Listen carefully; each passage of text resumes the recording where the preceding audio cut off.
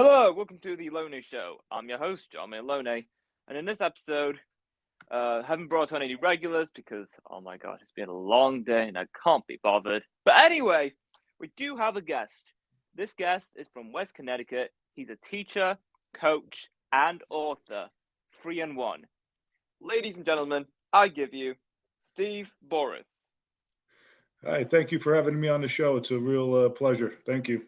You're welcome. So, how's life? Oh, life is good. Life is good. I just published my first book about a month or so ago, and I'm having a lot of fun getting to talk to folks like you on these podcasts and radio shows. Great. What's the book about? The book is about my journey in life, growing up on Long Island, which is in New York, right by New York City. And as a youth growing up at an early age, when I was 5, my father was killed in a car wreck, um, leaving me, my mother, and my sister. And as I started to grow up, I had a tremendous amount of difficulties in my life. I was learning disabled. I was flunking out of school. I was being bullied, for being overweight and for some other. And by the time I got to middle school, I was, kind of thinking unthinkable thoughts, and I was kind of at the end of my rope. And that's when my mother really intervened and started to play a role and change my life. Um, I had insomnia, so did she. And late at night, I'd go and sit and talk to her. And she saw how much pain I was in. And, being a mom, she'd always be encouraging, "You're beautiful. I love you. Everything's going to be great." And as a kid, you don't believe your mom, right? Yeah. She's supposed to say those things. But then she said, finally, she goes, "Listen, you're not the first person to have struggles like this. You're not the first person, to get knocked down and kicked." And she says, "Let me tell you about your Ukrainian grandmother, my father's mother, my babcha. It's a Ukrainian word for grandmother." Okay. And she said, she was basically a superhero. I said, "What are you talking about, superhero? I only knew her. She actually died in the same car wreck as my father when I was 5. I never really got to know her. I only knew her as the lady who made great apple strudel. And being a chubby kid, that was superhero enough." But I said, "What do you mean superhero? What did she do so great?" And she said, "Well, when she was a girl growing up, in Ukraine, her and her family became victims of Stalin's Holodomor, which is the Great Hunger, the Ukrainian genocide, and it's killed millions of Ukrainians. They starved them to death." Wow. And she told me the story of how her family uh, survived and stayed together. They had to do unspeakable things, eat unspeakable things to get by, but they never lost faith and had the belief that one day this would be over, that the family again would be restored, and they would have a good life. And they survived. They got through the Holodomor together, with the belief that one day maybe their children or grandchildren would go back to prosperity. But her adventures weren't quite over just yet. Hitler was now master of Germany. And in 1941, he invaded the Soviet Union, and she was on the front lines and was captured.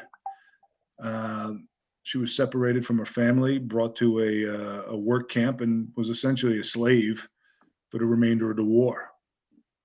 She never saw her family again and was completely distraught. And that's when the next wave of people came to help her, the babushkas, the old women in the camp. They saw her, and she was a beautiful young girl. And they came over and they put a babushka on her, and they told her to hunch down, and they smeared her with animal poop as a way to deter the German guards from taking advantage of her. And they got her through the camp together. And after a few years, Hitler committed suicide, and she was free. And my babcha had outlasted 2 evil dictators. Uh, And from there, she went on to have a great life. She got to the United States, was homeless, spent there with her two sons. She had two sons at this point. Was homeless, had to sleep on a park bench, but eventually built herself up. And when she died, she owned her own home. She had a small business, and she got to meet four grandkids.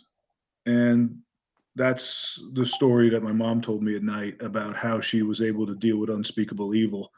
Was that she never quit, and that she wanted to have that goal of having a great life, and she was able to do it. Um, and when I heard that, it inspired me. I said, "Hey, maybe my problems aren't as bad. Maybe I can get back in the fight here and do some good, right?" Yeah. And but I didn't know how. It's great to hear a tremendous story like that. Well, how do I turn my life around? And that's when my mother, started teaching me about setting goals and finding the right people.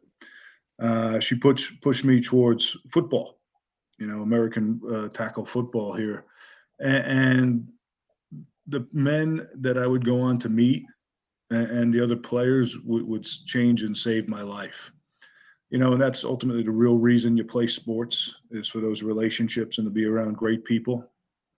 Um, the first practice I remember, I was terrible at football. I never played. I was out of shape, and they made us run a warm up lap around the school, and I could barely do it. And one of our captains came back, this kid named Jason, and wouldn't let me quit. Basically dragged me across the finish line.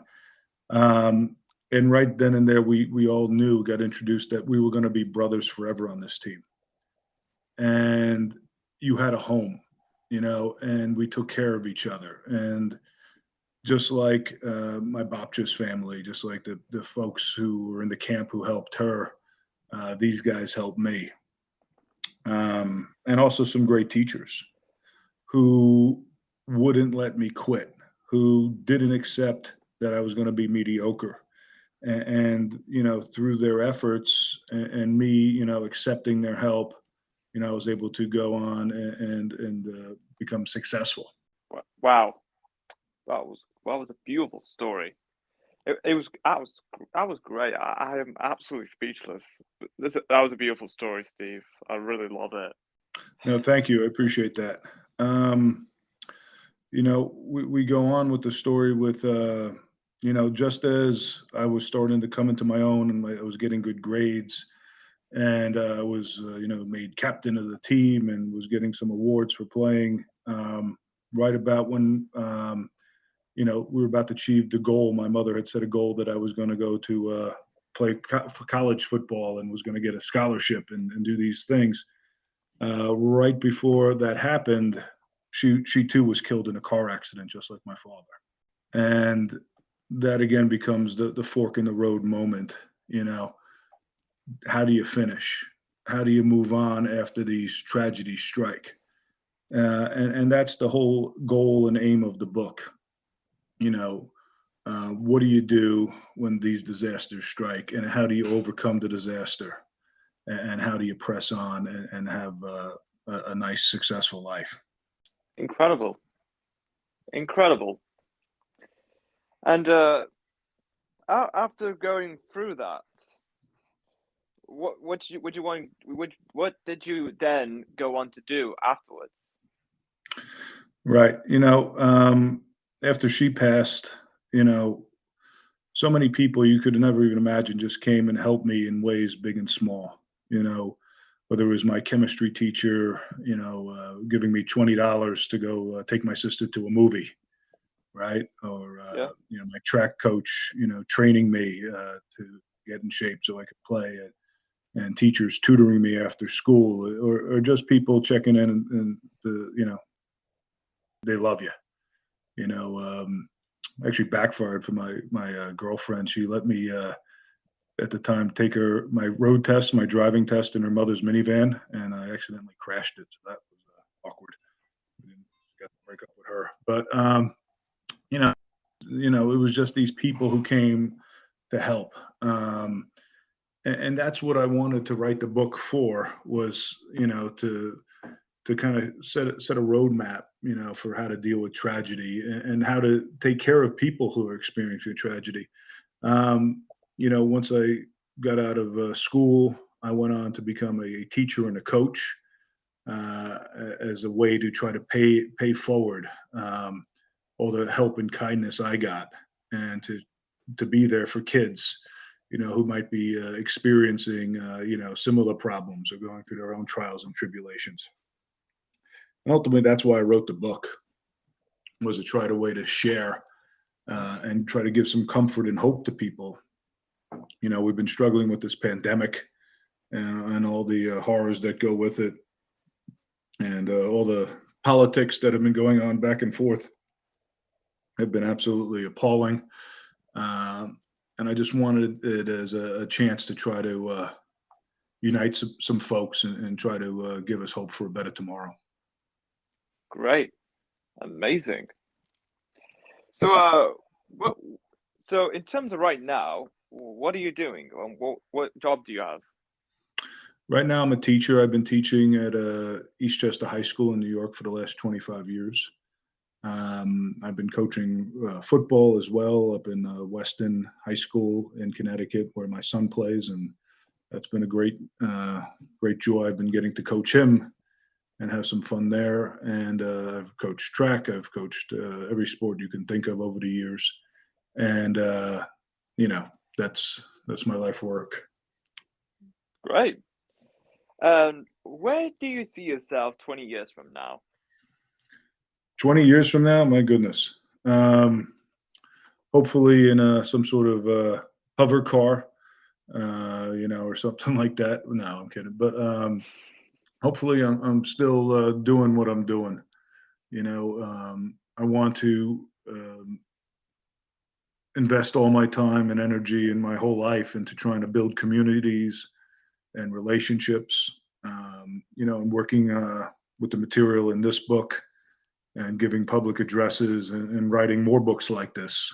I'm going to start writing the next book. That one's going to focus in on my daughter and her struggles with epilepsy, and all the great things that she's has accomplished and will accomplish in the future. Great. Who was the funniest person you've met? The funniest person I've ever met? Oh my goodness. Um, there's so many. Probably has to be my college roommate Jay. We nicknamed him Jay Bird.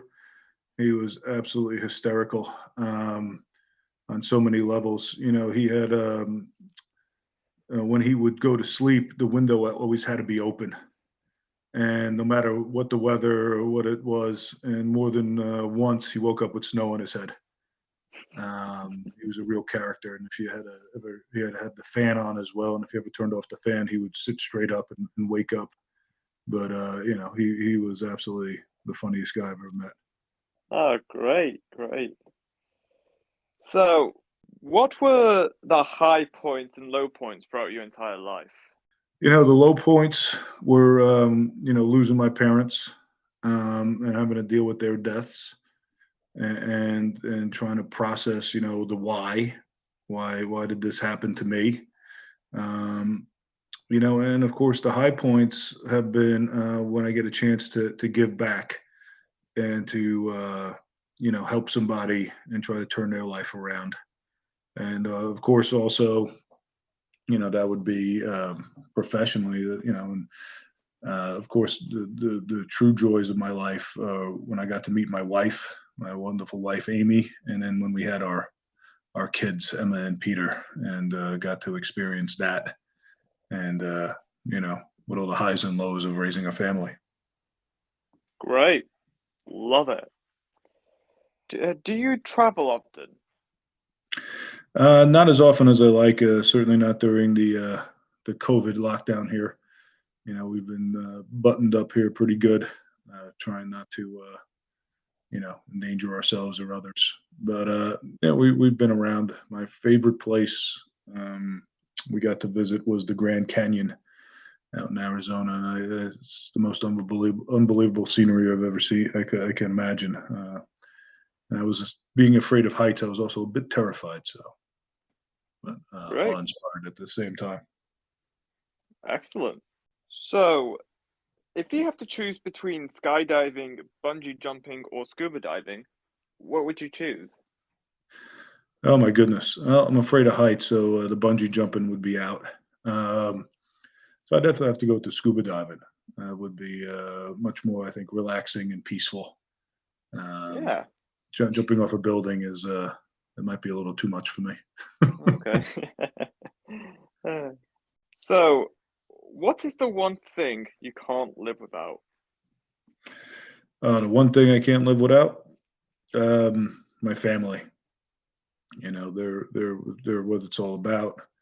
When I lost my mom and dad, that's was my one of my goals was to try to have a recreate a family and bring back a family and getting to have meet my wife and have my children. That's everything to me. Great. I love to hear that. You are quite an inspiration there, Steve. I love to hear it. It's great. Thank you. Welcome. What is the best pair of shoes you have owned?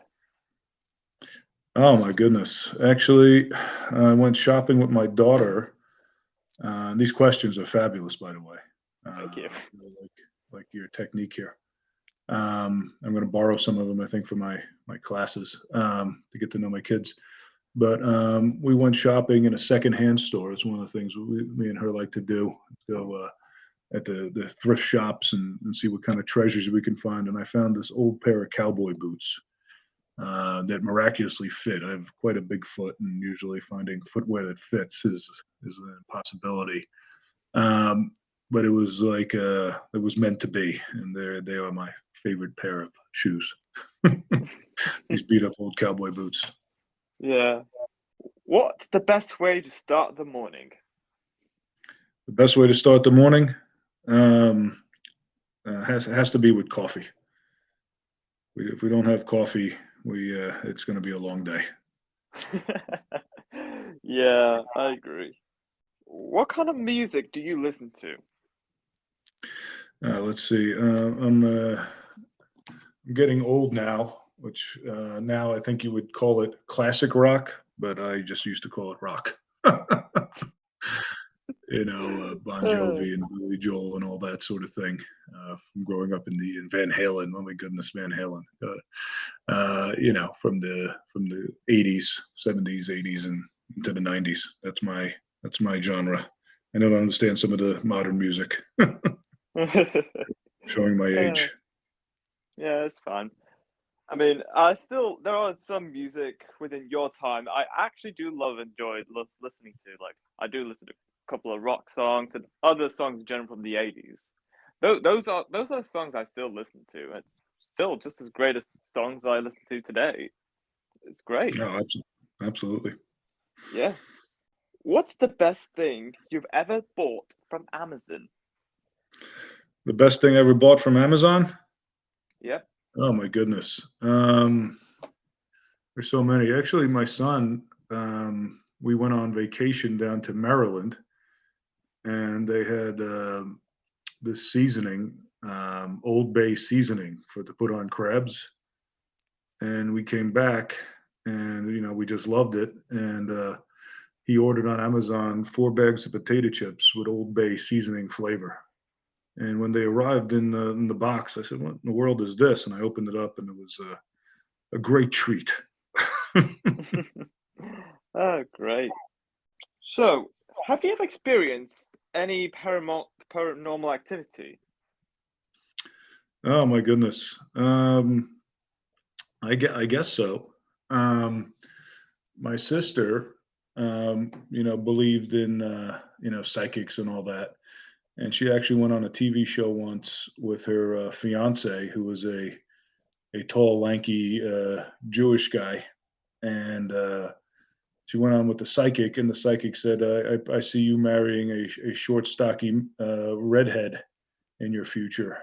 And we all laughed out loud. And sure enough, within a year, she was married to Marlon, who was fit that bill entirely. It was a little spooky. Wow, Oh my, that is spooky. Are you a cat person or a dog person?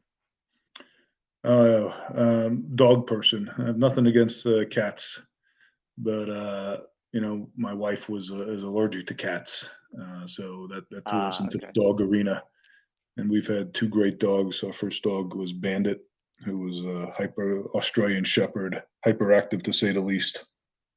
Okay. And now we have Queenie, who's a yellow lab mix, who sleeps about 20 hours a day, Oh, and great, great. wakes up to eat and goes back to bed. Nice. So, what do you want to do when you retire? Oh my goodness. I would like to, really be a granddad. My daughter, we always talk about half serious, half kidding, of starting an alpaca farm. And I think that'd be all right just to sit back and watch the alpacas and take care of her children as she goes off and saves the world. Okay.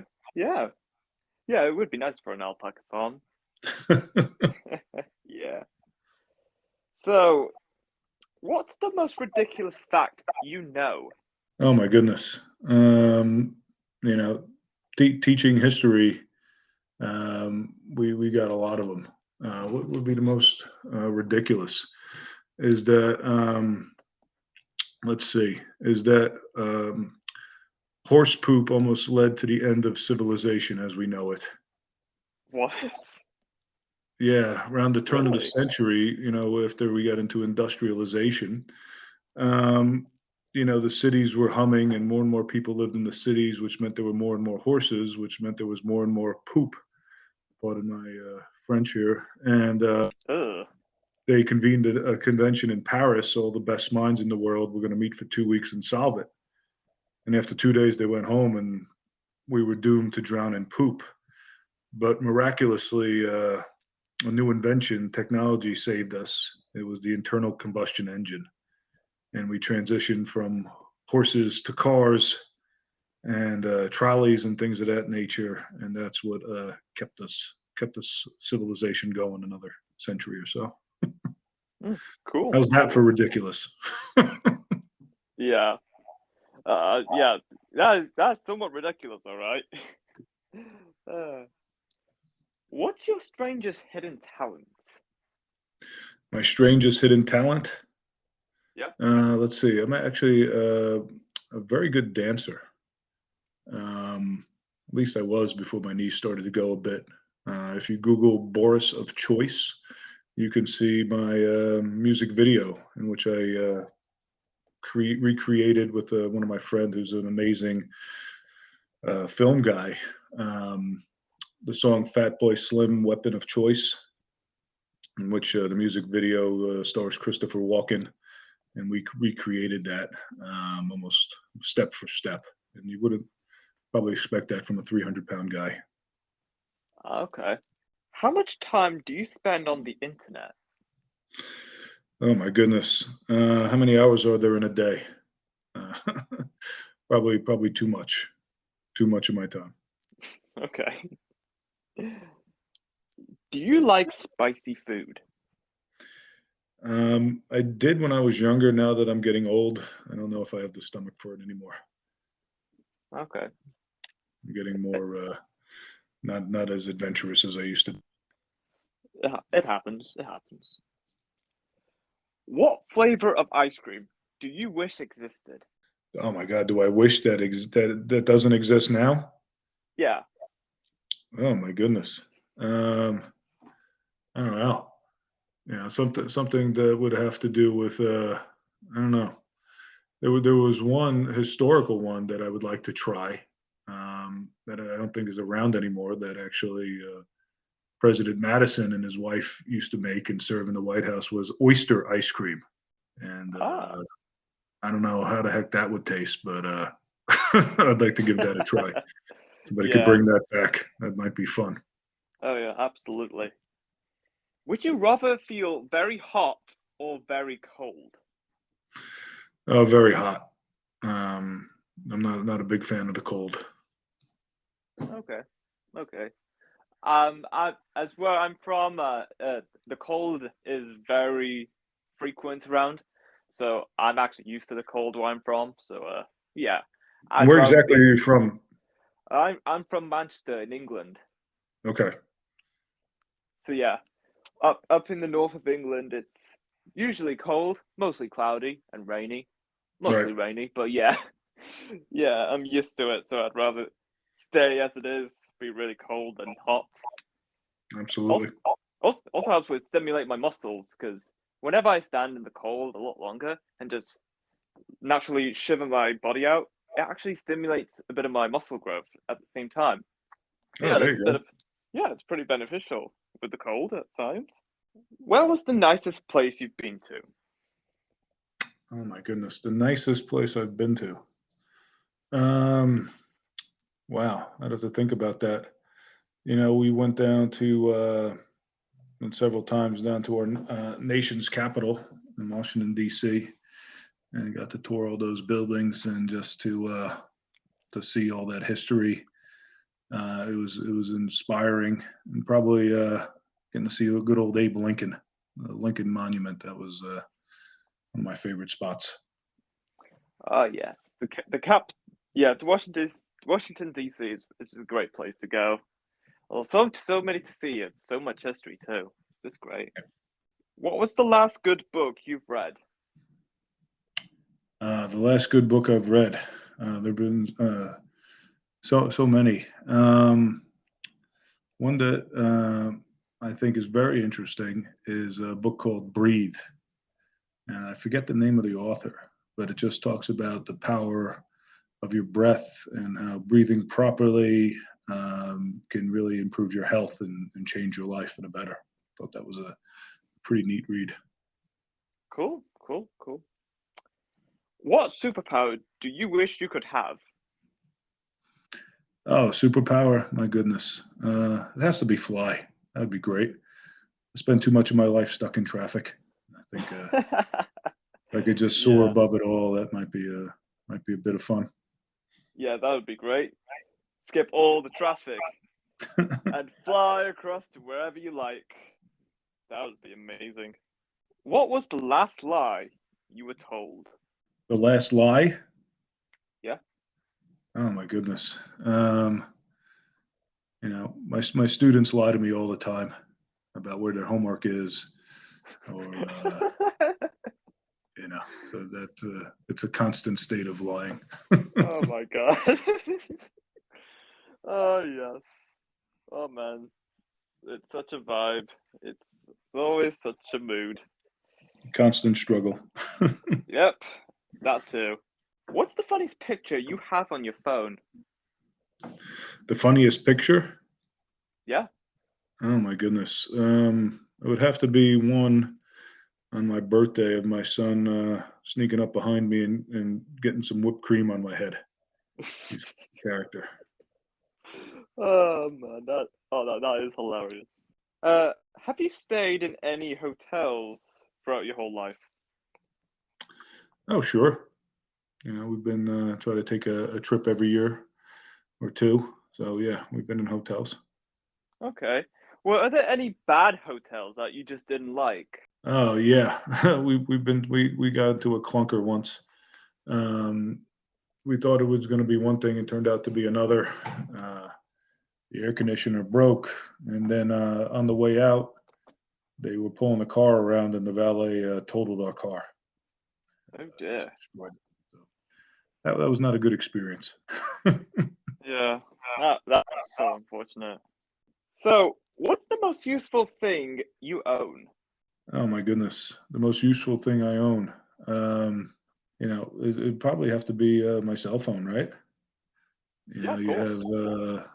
I think that's how I got a hold of you. That's how we met. Yeah. Yeah. Meeting people from around the world and connecting, and you can access all the information in the universe, talk to a friend, and or watch a silly cat video all in the same Yeah. device, right? Yeah. I mean, honestly, I'm not sure what would this world be like if we only had just our computers to access all the information that goes around in the world. Yeah, Yes. it's sped up everything so much, sometimes for the worse. Um, we could have a whole discussion about social media and all that. And but yeah, it's like any other tool if you use it properly. Yeah, yeah. What was the stupidest joke you've heard? Oh my goodness. The stupidest joke. Here you go. You ready? Yeah, go ahead. Um, let's see. I'm a vegetarian, but not strict. I eat beef and pork and chicken, but not fish because that's disgusting. That's pretty stupid. Oh, it's even funny that you said it was stupid and the joke itself is stupid. That was actually a pretty stupid joke. Oh man. Wait, who did you hear that joke from? I stole that from Jim Gaffigan. Jim Gaffigan. Yeah. You ever hear of him?